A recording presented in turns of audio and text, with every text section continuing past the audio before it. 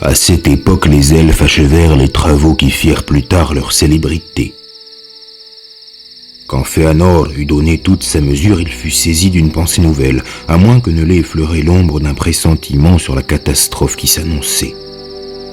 Il se demanda comment conserver à jamais la lumière des arbres, la gloire du bienheureux royaume. Alors il entreprit secrètement une longue recherche où il mit tout son savoir, toutes ses forces et toute son habileté, et il créa les Silmarils.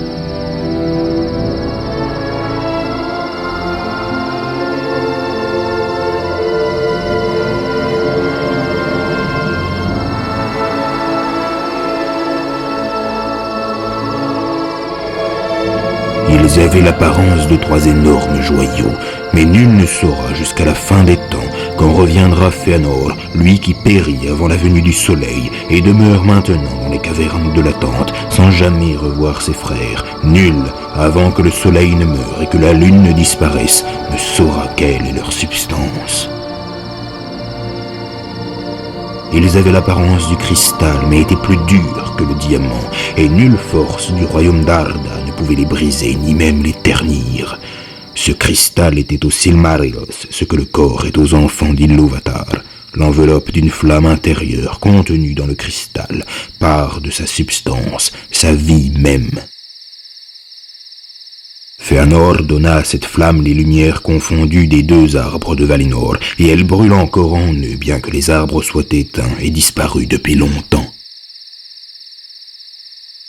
Même au fond de la nuit des trésors cachés, les Silmarils brillent comme les étoiles de Varda, et pourtant, comme les êtres vivants qu'ils étaient vraiment, ils se plaisaient à la lumière, à la recevoir et à la rendre avec des couleurs encore plus merveilleuses.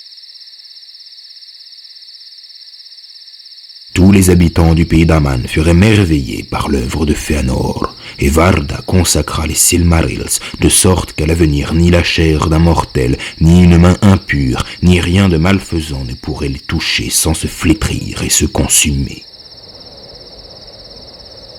Mandos annonça ensuite que le destin d'Arda, des terres, des mers et des airs était contenu dans les joyaux, et le cœur de Fëanor s'attacha d'autant plus à ce qu'il venait de créer.